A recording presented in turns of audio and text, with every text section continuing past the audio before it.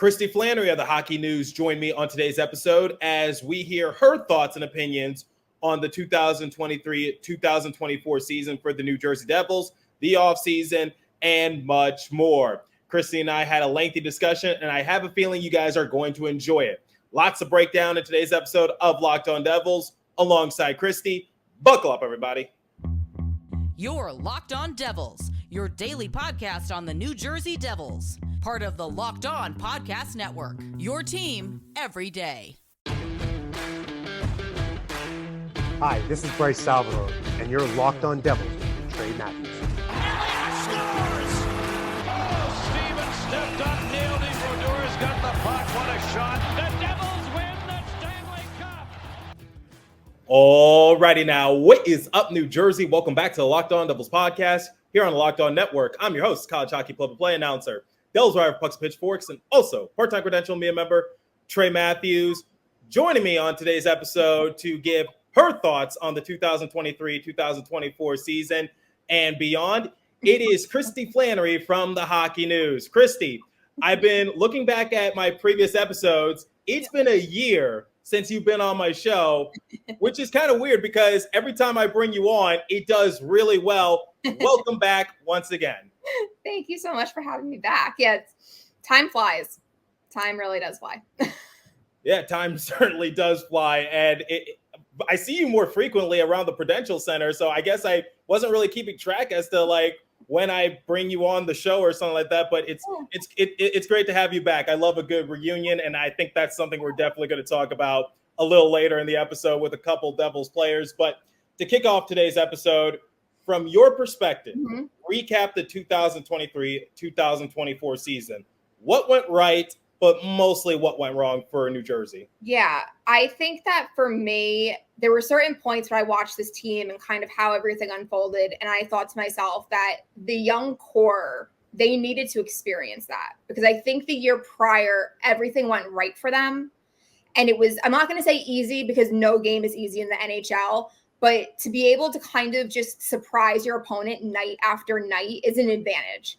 And I feel like they knew how easy it was. They knew that they would be on people's radar this last season. And teams played them differently. Teams played them a certain way. And I think that they really needed to learn that lesson. And I'm a firm believer in sometimes you have to take a step back to take a step forward.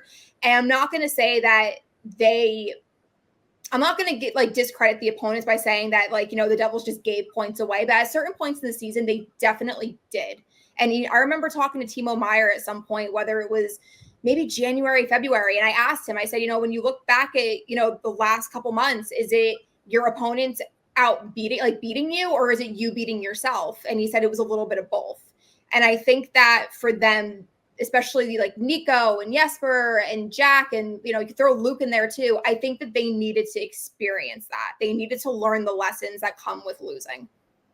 Absolutely. And an example I like to go to is the Tampa Bay Lightning, because one year they made the playoffs and they took the league by storm. And then the very next year they missed the playoffs, but I'm sure they're okay with that outcome because the next few years they became sort of a dynasty, winning 2 cups within a 5-year span. And Andre Palat was obviously on that team. And I'm sure they're going to take a few steps forwards. Were there any positive takeaways from the season? I know you talked about how sometimes you have to take a step backwards in order to take 2 steps forward. Yeah. But just objectively, was there something that you noticed and was like, you know what, I guess we can take that and build on it come next season?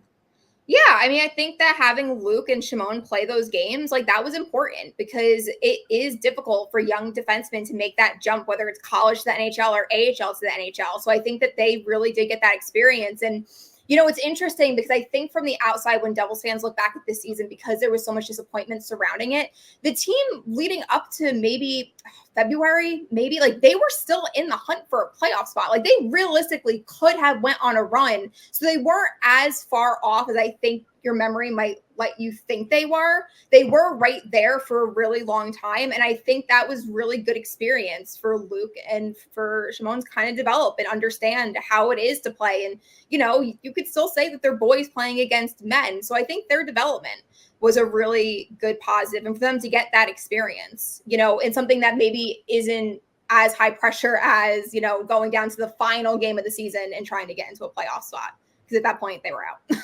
Absolutely. And to back you up on your claim, the most games that the Devils won in a row was 3, but the most games they lost in a row was 3. I think that really says to their inconsistency. They never went on a lengthy winning streak, but to add on to that and keep people honest, they never went on a lengthy losing streak either. I think the big thing for them was that they lost the crucial games that they should have won. Like they lost to the San Jose Sharks. They got swept by the Anaheim Ducks, lost to the Montreal Canadiens. They left a lot of, as I like to call it, cheese and lettuce on the table when it was right there for them for the picking. And similar to what you said, no win is an easy win, but if we're looking at this objectively, those are teams that you should have beaten with the arsenal you have on your roster.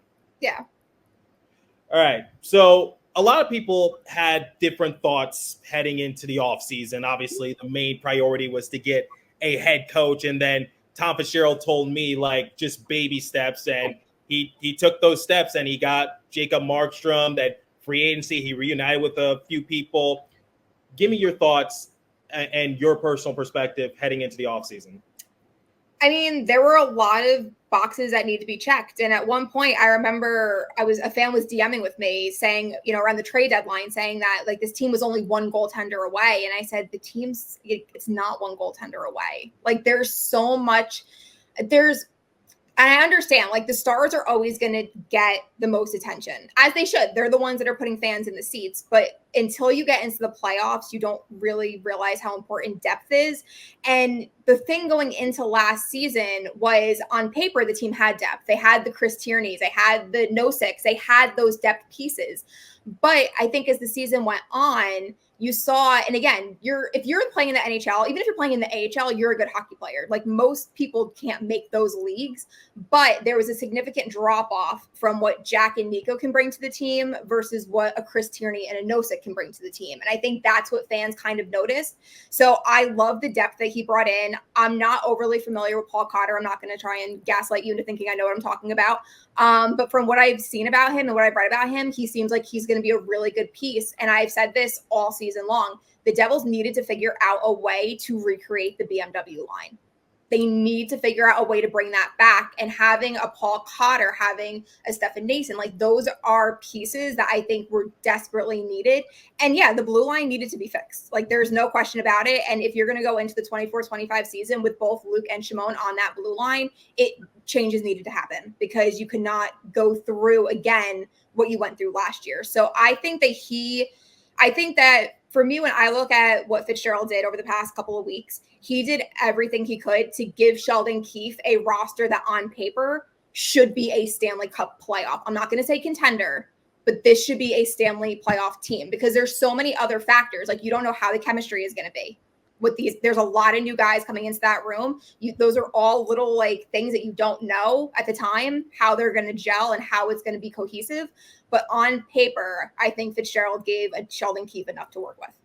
Yeah, so I'll help you with Paul Cotter. I'll agree with you. When you think of that Vegas Golden Knights team, you don't think of Paul Cotter. I think I kind of have a soft spot in my heart for him because he grew up in Michigan and he knows a lot of people that I know back in Michigan. But focusing on a hockey standpoint, Cotter is a big physical power forward. He played mostly on the third line, but some second line center for Vegas. And like you said, he's going to be a mid to bottom six type of player. But I think the one thing that we need to focus on for Cotter is the amount of hits that he can potentially rack up, because this past season, Cotter had 233 hits. Brendan Dillon had 241.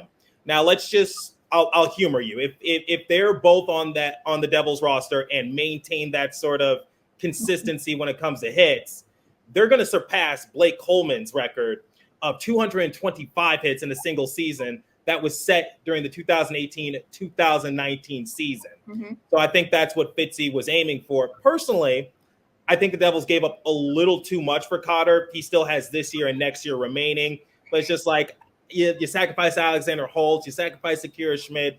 I feel like if you were to package those two in a different trade package, you could have gotten a little bit better. I understand the direction and the avenue, and I like Paul Cotter, but in my personal opinion, I think you sacrificed just a little too much to get him. I think everyone's going to have their opinion on that. And I know you're not asking me for mine. I think for Akira, who I absolutely loved interacting with, he was so sweet. His dad provided me with one of the best quotes ever that I will take with me for the rest of my life. And I wish him and his girlfriend nothing but the best in Vegas. Wait. What was that quote? Do you remember off the top of your head? Yeah. So I talked to the dads, and it was around Christmas, and I asked his dad, what's like the best gift that Akira has ever given you? And he paused and he looked at me with a smile and he goes, time. He's like, time with him, time with his girlfriend, Brooke. And he goes, I'll always be grateful for that. And I had tears in my eyes. I was like, oh my God, fans are going to love this.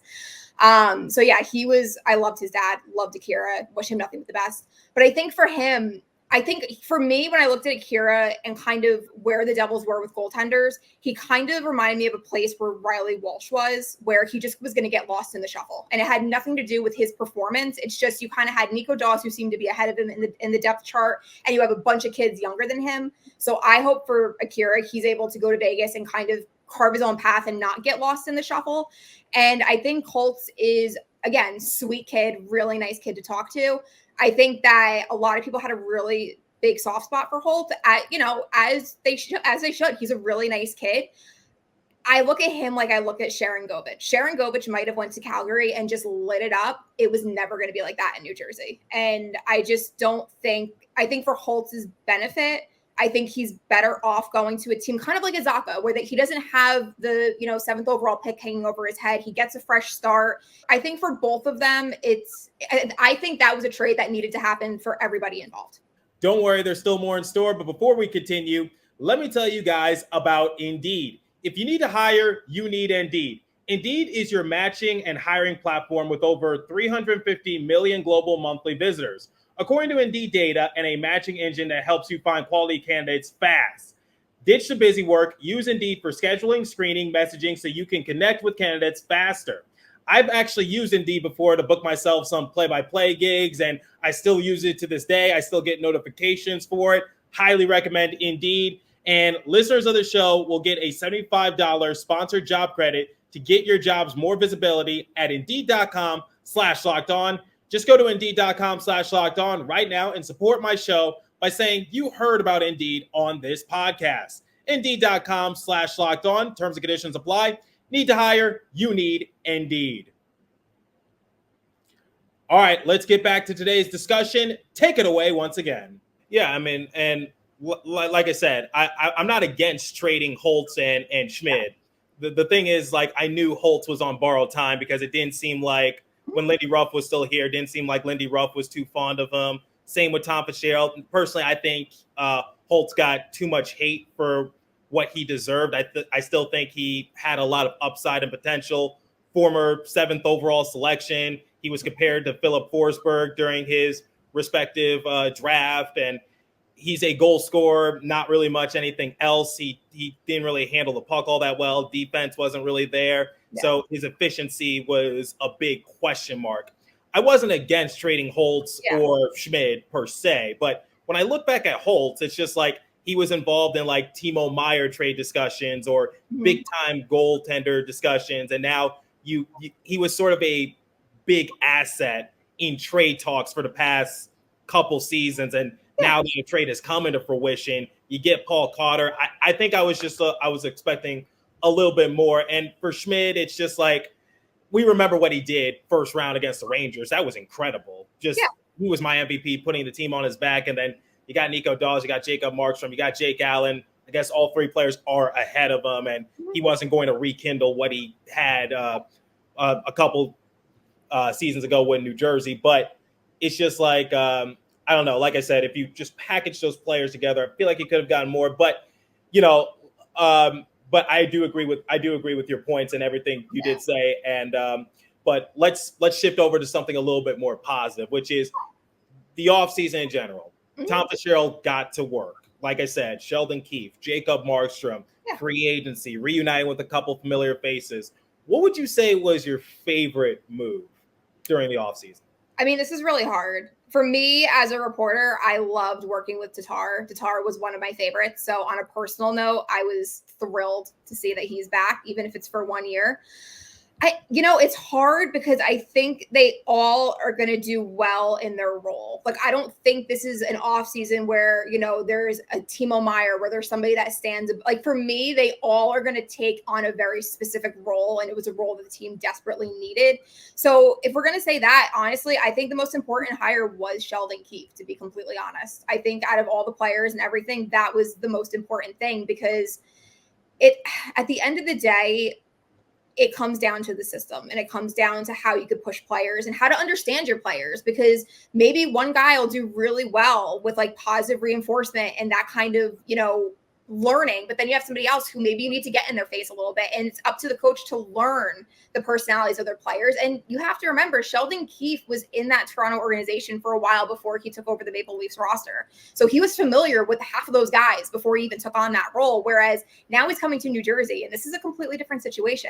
So it's going to be a challenge for him. It's going to be a challenge for the players, because at the end of the day, Lindy Ruff had a challenging system. Lindy Ruff, his system was not the norm in the NHL, which is why it usually took guys that were coming onto the team a little bit longer to adapt, and why the guys that left the team that either went to Pittsburgh or went to Colorado, they struggled a little bit because they're used to playing a Lindy Ruff system.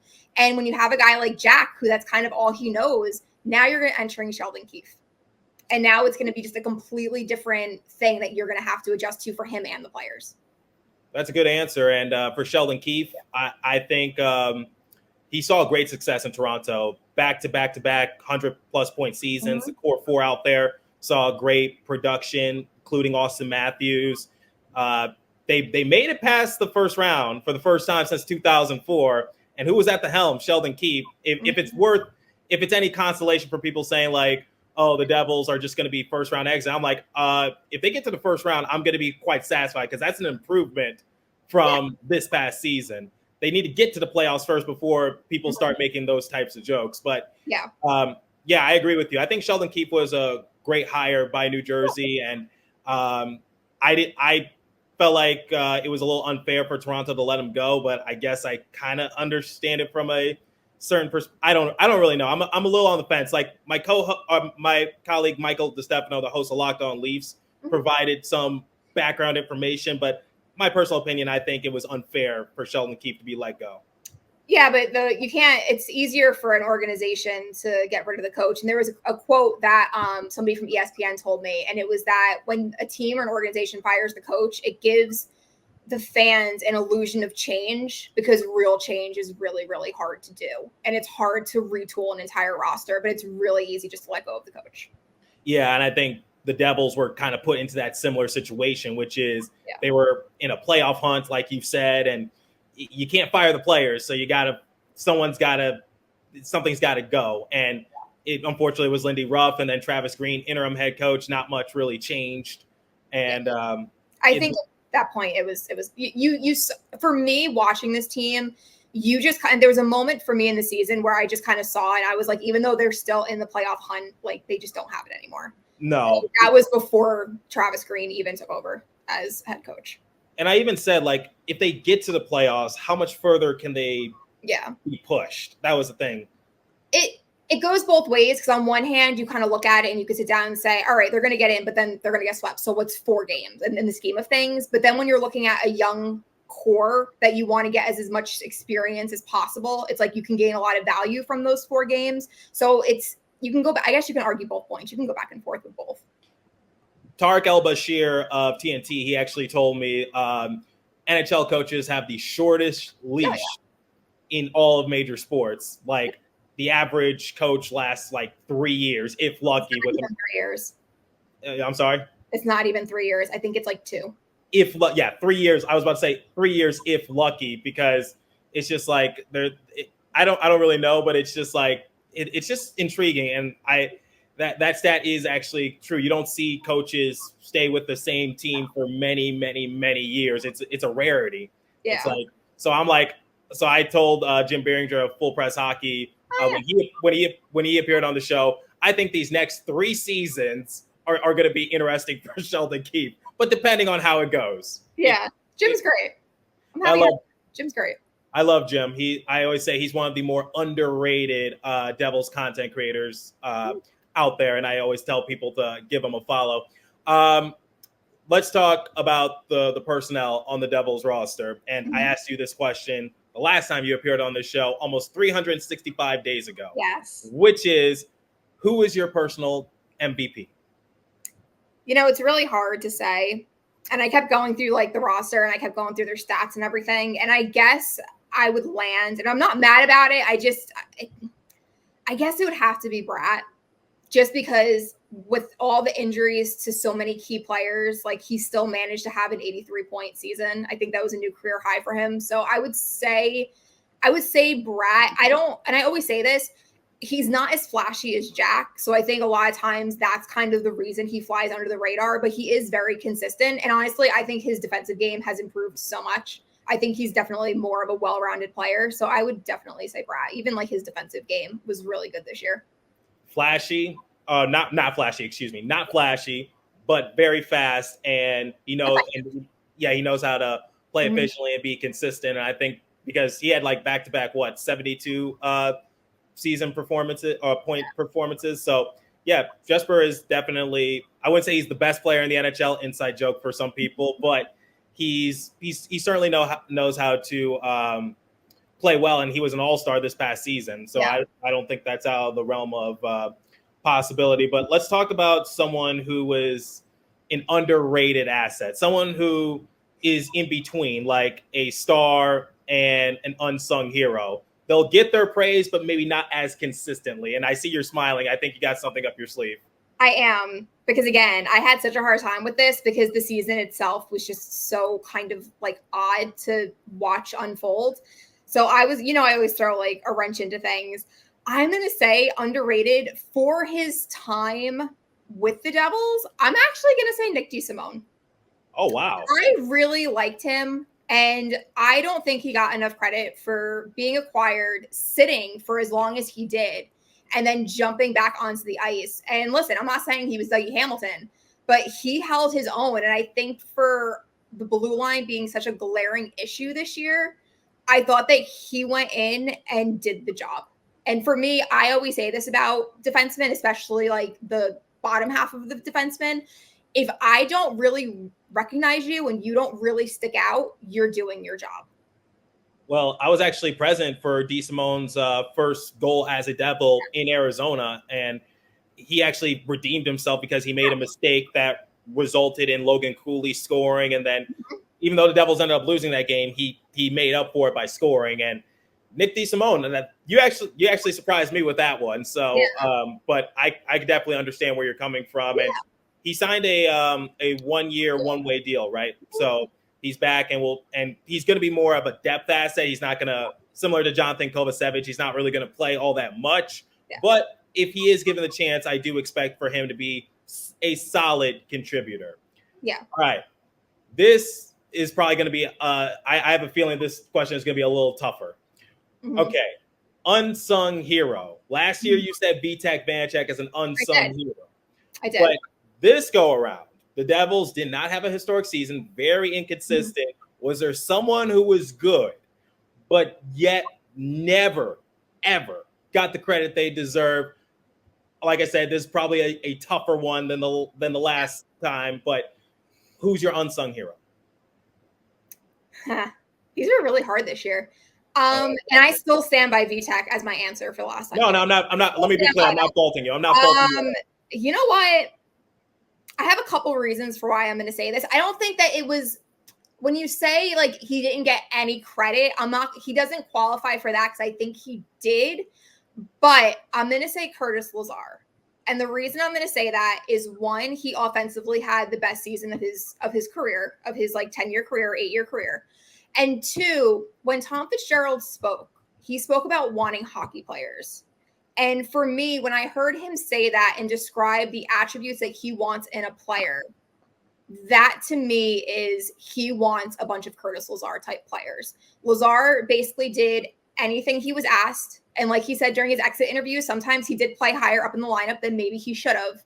But for me, it's the intangibles that when you see him blocking shots, when you see him limping off the ice, when you see him doing whatever kind of treatment he's doing, in the room, coming back out, still blocking those shots, getting different shin pads. Like he was a player that no matter what kind of pain he was in, he did not hesitate to throw his body to block a shot. And for me, that just speaks to his character. And you need guys like that on a team that might not be the flashiest guys, but at the end of the day, like, they are hockey players. And for me, Curtis Lazar is a true hockey player. And that's why I would say he was the unsung hero, is how he went about playing the game. I actually saw one of your articles in which you spoke to Lazar and talked about last week. Mm-hmm. Yeah. I saw your articles in which you spoke to Lazar and talked about basically all sorts of things. And I must say I did enjoy it. And let me just say, Curtis is one of my favorite people to interview. He's such a nice guy, down to earth, and it's just like during exit interviews, didn't he say he was giving his home to someone who unfortunately lost their home in a tragic accident or something? Yeah. He rented out his home in Canada to a family who lost theirs in a fire, which was why they were staying in New Jersey, and they're enjoying New Jersey, which is great. Yeah. Didn't you mentioned that in your article too, saying they're enjoying the Jersey lifestyle? Yeah, right? yeah. They've been all over the place. Like, I love it. Like, Owen, I think, is living his best little life. He's just at the aquarium. They're at fairs. They've been in the city. They're really, really enjoying it. So it's great. Him, his wife, they're all enjoying it.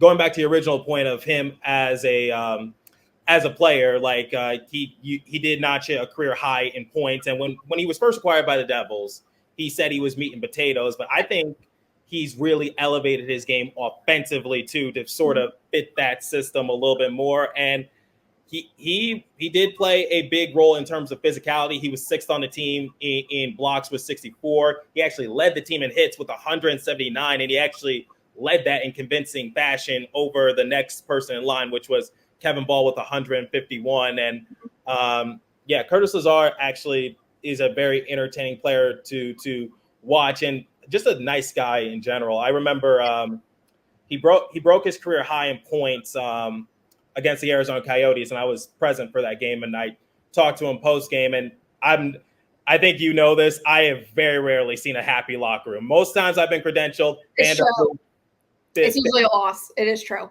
They usually lose. I don't have a winning record.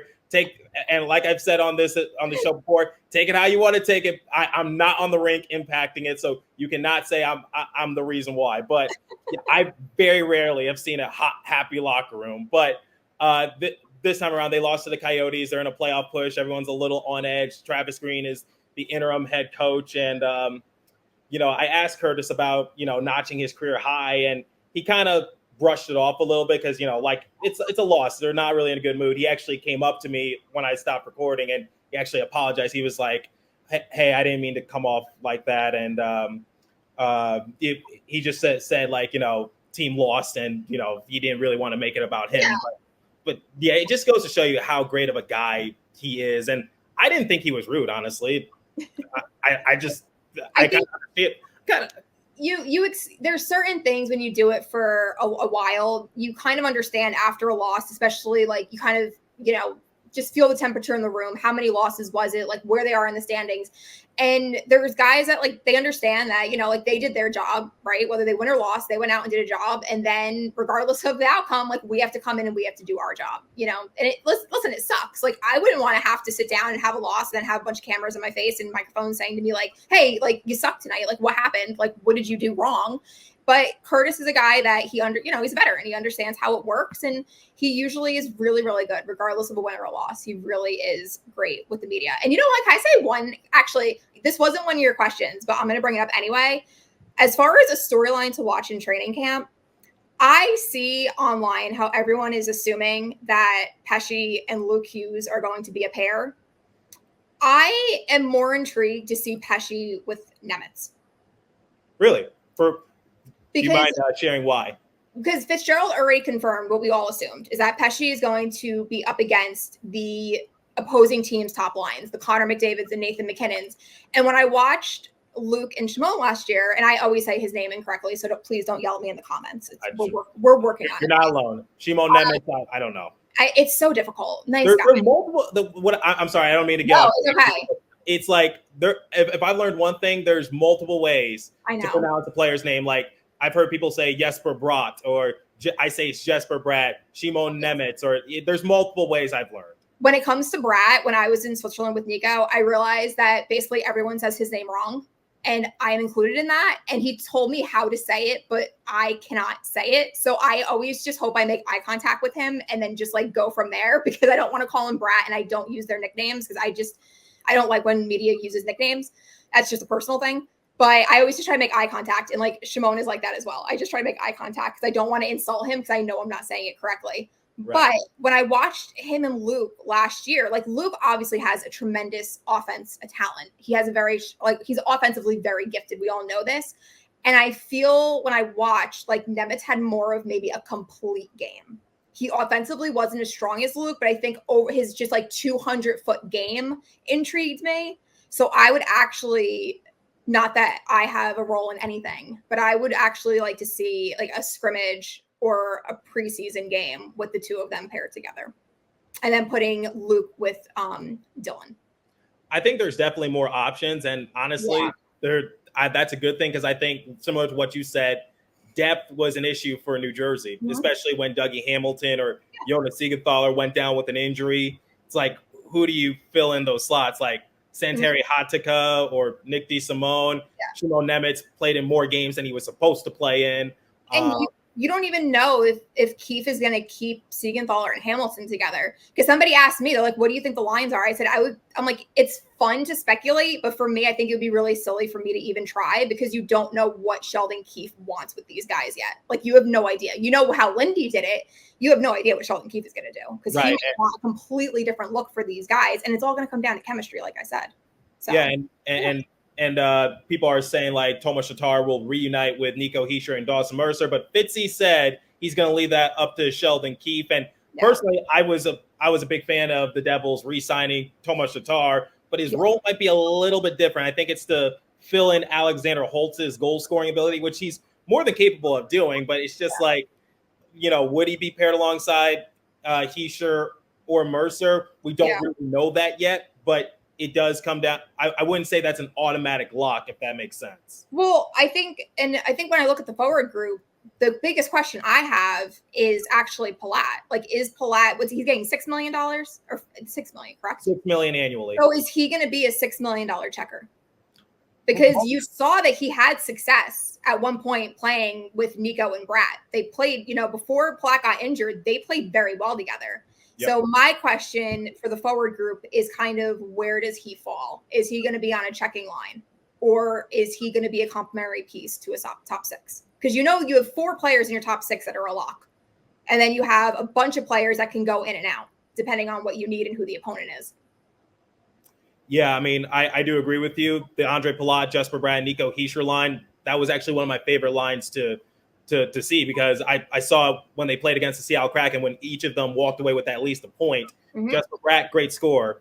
Andre Palat, he focused more on defense, but Nico Hischier, perfect balance of both. And to answer your question, will Andre Palat perform at a $6 million clip? If we're being completely honest, and I'm not trying to thrash on anyone, the answer is probably no, because the circumstance was Devils were trying to go after Johnny Gaudreau. That didn't really go too well. And then I'm sure Andre Palat's camp kind of forced the Devils to give him just a bit of a pay increase. But come playoff time, he elevates his game. That's where I think he's going to make his money, which is Devils make the playoffs, he's going to elevate his game. We saw that in round 1 against the Rangers. But to answer your question objectively, I'm going to say no, but I don't think he's as bad as people are portraying him to be. I think that a lot and again, like it's sports, right? At the end of the day, sports are entertainment. And a lot of people don't watch the game like I do, just like players and coaches don't watch the game like I do. Everyone has their own ways to watch the game. And for me, I think a lot of the knock with Palat is that he's not putting up the points. Because a lot of times I think it's easy to hone in on points and assists. But, there was somebody not arguing, but like having a conversation about it on Twitter. And they were like, well, what does Palat do? And I showed them the assist on that Game 7 Michael McLeod goal. And I said, that's what Palat does. He chases the puck. He's hard on the puck. He goes after it. Like, that's what he does. And I'm not saying he does it under that spotlight throughout the entire season, but if you really hone in on his game, he's good along the wall. that's where he adds value, even if it's not on the score sheet. So he's more valuable than I think fans give him credit for. Yes, he needs to put up more points. He knows that. We know that. We all know that. But if you really watch him closely, there are very little things that he does to help out his team. It's just not the flashy things that people expect when you have a price tag like his. Yeah, I mean, like I said, do I think he's a $6 million per season player? No. But I've defended him before and said, like, he does elevate his game come playoff time. And are the regular season numbers up to par to what I think he wants it to be? No, and Fitzgerald has acknowledged that. But I think in terms of experience and what he could do in the playoffs, I think Andre Palat is pretty good. But once again, the Devils have to get to the playoffs for him to really, have that sort of impact. But yeah, I do agree with what you said about Andre Palat. Like I said, that Nico Hischier line, it was actually really good. It was. So I'm really curious to see what Sheldon Keefe's going to put together. I'm not going to lie, because I don't think it's going to be what people expect. No, I mean, it's a different system. I think Sheldon Keefe focuses more on offense a little bit more, and now he's with an offensive team again. And is it an upgrade? Is it a downgrade from Toronto? That's subjective, but it's just like, I know people look at maybe Austin Matthews, Mitch Marner, John Tavares, and William Nylander as better than the core four out in New Jersey right now. But, make no mistake, Nico Hischier, Jesper Bratt, Jack Hughes, and Timo Meier, they can definitely make some noise at some point once they develop a little bit more. But I think Jack Hughes can get to the level of Austin Matthews if he just stays healthy. That's the big thing. Yeah, I'm curious how McDermott is going to impact players, opposing teams, and how they play against the Devils. Potential hot take for me. If the Devils are good once again, I'm not expecting to see McDermott on the rink all that often. No, but at the same time, like when McDermott got signed and everyone kind of freaked out because he signed for 3, which again, as for an enforcer, which is, you could argue, is like a dying role in the NHL. That's what people have been complaining about, and now the Devils get that for 3 years. Good for him for getting security at his age for his role. Good for him. And I understand the narrative of the Matt Rempe thing. I get it. It's a storyline. I get it. But when I first saw that, my initial thought wasn't Matt Rempe. My initial thought was a team like the Florida Panthers, that they take runs at Nico, they take runs at Jack, but they don't have a Matt Rempe on their team. So would they play the Devils the same, knowing that McDermott is on the bench, even if McDermott is on the ice for 4 minutes, because they have nobody to go against him? Like, that's my question. And I've talked to players about this, and there is a value that fans and media will never see because we're not on the bench, but there is a value to it, and it does change how teams play you. I think Stefan Nason talked about that during his media availability, establishing like a team culture. And you're absolutely right. I think having Curtis McDermott does add more value. And we saw the snafu between Nico Hischier and Sasha Barkov, in which Matthew Tkachuk decided to take matters into his own hands and gun for Nico a little bit, and no one was really defending Nico, and people were complaining on social media saying like the Devils need that sort of enforcer just to say you're not going to touch the captain. Or we saw that a little bit with a guy that I'm sure you love to interview as much as I do, Brendan Smith. Best of luck in Dallas. Him. I just talked to him a couple days ago. Love Brendan. Oh yeah. I haven't checked that article out, but I will. I'll get. Don't worry about it. Connor Clifton has a dirty check on Nico that sidelines him for almost a month because it was a hit to the head, and it was an untimed hit. Yeah, and Clifton had to serve a 2-game suspension. Mm-hmm. And then I was present for this first time the Nico returns. It's against the Buffalo Sabres of all teams, and Brendan Smith goes after Connor Clifton and brings him down to the ground to basically get payback. So yes, you're absolutely right. I think it definitely does play somewhat of a factor. There's value. I mean, nobody is sitting down saying that McDermott is going to be a 4th line regular playing 10 minutes a night. Nobody is saying that. But to sit down and say it was a pointless signing is kind of a little silly, because it's like you and I, Bright, we both have a credential. Right. I think I might have missed 1 or 2 practices last season. I was there. As long as they were there, I was there. And even at that, you don't see everything behind the scenes. which is why I can have my opinion. We can all have our opinion, but we're basing it off of not a full picture. We don't see what happens in the weight room. We don't see what happens behind closed doors. So to sit down and say like, so-and-so doesn't have a purpose or so-and-so doesn't add value, I feel like it's kind of silly because you're only seeing like half the picture. So for me, I think Curtis is a player that you see the value kind of more behind the scenes than you ever will watching a game off of your television. I do agree with you. And like, I remember, here's an example I always go to on the show, which is like, I remember when you came onto the show and I said, I do not like Brendan Smith. He does not add anything to this team. I hope the Devils waive him or something like that. I had a different perspective when I got my credential and I actually spoke with them. Yeah. One of the nicest people you'll ever meet.